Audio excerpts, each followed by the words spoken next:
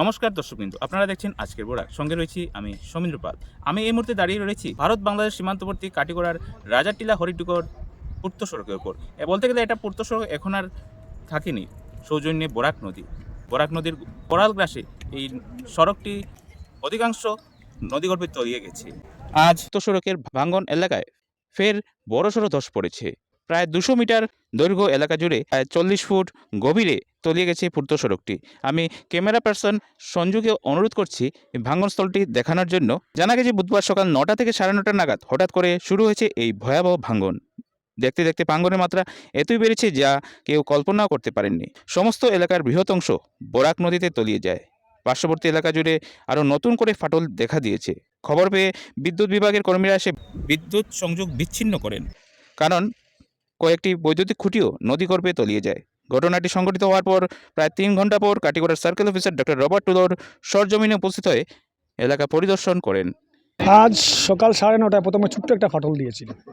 ওই ছোট্ট ফাটল দেওয়ার 15 মিনিটের ভিতরে নতুন করে যেটা ওয়াটার রিসোর্সের কাজ চলেছিল, সেই কাজ ছেড়ে প্রায় নতুন করে প্রায় 100-150 মিটার একটা বিকট শব্দ করে প্রথমে। এই শব্দ করে প্রায় 40 ফুট নিচে, মূল সড়ক থেকে প্রায় 40 ফুট নিচে নদীর গর্ভে প্রায় 150 মিটার চলে গিয়েছে। তো এই অবস্থায় এখনও ধীরে ধীরে আবার নিচে যাচ্ছে। কতটুকু নিচে যাবে এবং কতটুকু জায়গা নেবে কেউ বলতে পারছে না। এই যে বর্তমান যে অবস্থা, এই অবস্থায় এই এলাকার সীমান্তবর্তী এলাকার প্রায় 1 লক্ষ মানুষ আজকে এই একটাই রাস্তা ছিল এবং এই END বাইপাস দিয়ে যেটা যেত, বর্তমান যে অবস্থা END বাইপাসে ধরে আমার মনে হয় যে এই END বাইপাসও ঠিকানি সম্ভব হবে না। আপনারা দেখেছেন ওইখানে যে পোর্শনটা গিয়েছিল 2019 সনে সিএম প্যাকেজে, গতমরা থেকে সিএম প্যাকেজের কাজ হয়েছিল এবং সিএম প্যাকেজের কাজ হওয়ার পর প্রায় 8-9 বছর এই ভাঙনটা টিকে ছিল। তো এই যে পোর্শনটা বর্তমানে গিয়েছে, আপনারা দেখছেন নদীর ওই পারে এটা বিরাট বালির চর। যতক্ষণ না পর্যন্ত ওই পারে বালির চর যতক্ষণ না পর্যন্ত কাটা হবে না, এই পোর্শনটা টিকিয়ে রাখা মুশকিল। এবং আপনারা দেখতে পাচ্ছেন যে এখানে যে কারেন্টের ব্যবস্থা, যে বিদ্যুতের ব্যবস্থা, বিদ্যুতের লাইন সহ, বিদ্যুতের খুঁটি সহ নিচে চলে গিয়েছে। এই এখানে বিএসএফেরও মেইন লাইন ছিল, সেই সীমান্ত বিএসএফ সহ এই এলাকার প্রায় 1 লাখ মানুষের যা বসতিপূর্ণ এলাকা সম্পূর্ণ অন্ধকারে ডুবে গিয়েছে। আমরা অনুরোধ করব বিভাগীয় কর্তৃপক্ষ সহ নেতা মন্ত্রী দিতে অতি সত্বর এখানের এই বিদ্যুতিক ব্যবস্থা সহ, যেভাবে ছোটো ছোটো বাচ্চাগুলো সকালে খান্দার রিয়েল পড়ে গেছিলো, আমরা ভয় পেয়ে গেছিলাম।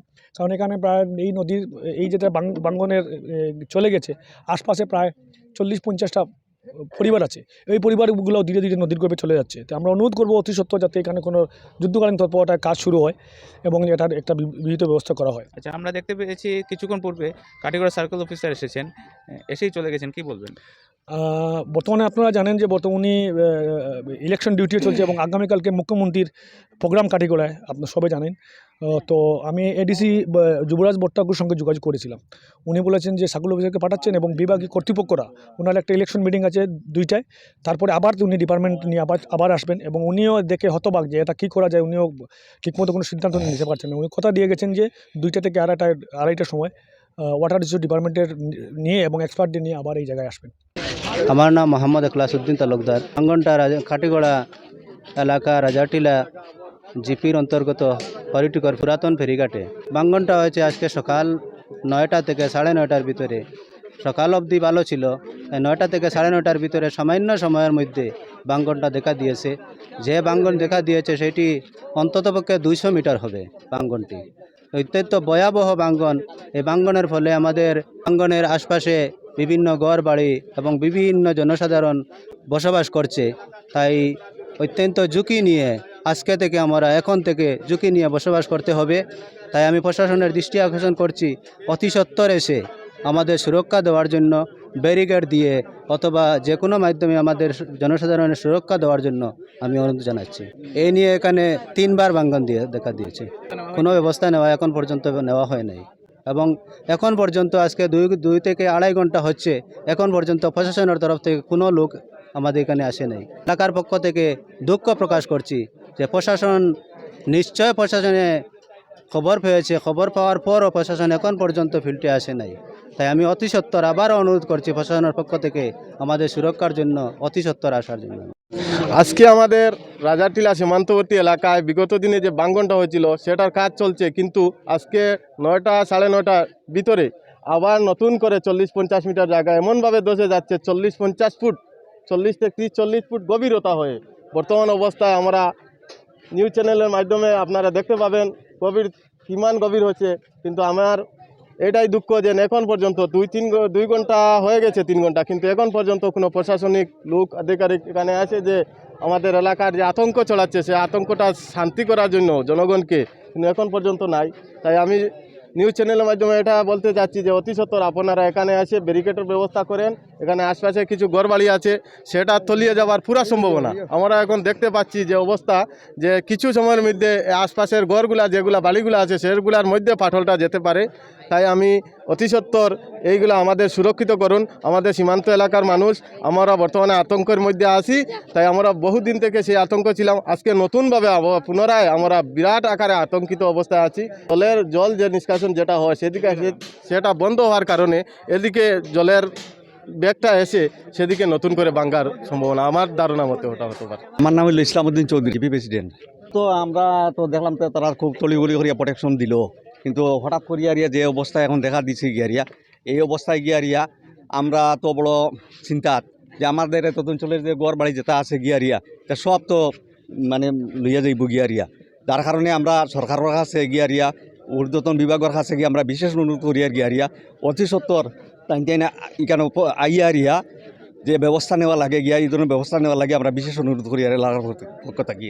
এখানে নিয়ারিয়া 2-3 বার ভাঙ্গি আসছে, কাজ তো এখন অনগোয়িং আছে, কিন্তু অনগোয়িং থাকা অবস্থায় গিয়ারিয়া যে অবস্থা দেখা দেয় গিয়ারিয়া এটাতে গিয়ারিয়া আমরা তো আরও বেশ মানে চিন্তিত আর কি।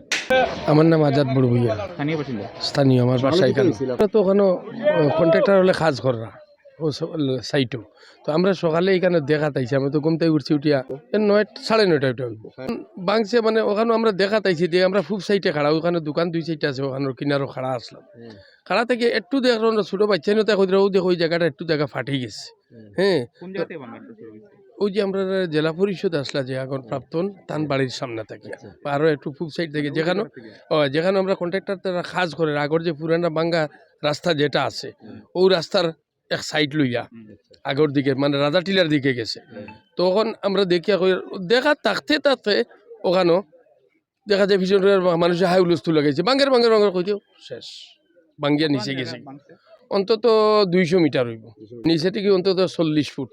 আতঙ্ক মানে পুরাই আতঙ্ক। এখন আশেপাশের মানুষের হাই হুলস্থুল খান্দার ইয়াইল শুনিয়া আমরা দৌড়িয়ে আরো কিনারও গেছি, ইয়া দেখি এই অবস্থা। তো আপনারা তো এখানে আসেন, ওইজন প্রাক্তন আমরা জেলা পরিষদ আসলা খলিলুর রহমান, তান বাড়ির সামনের গেইটুট এটা বাঙ্গি এখন নিজ দিক ফাটি গেছে, সরিয়া যার গিয়ে এখন তাই ওটা কুলতরা বাঙ্গিয়া সরাইতরা। আপনারা দেখছেন আজকের Barak, a house of Adrija digital media.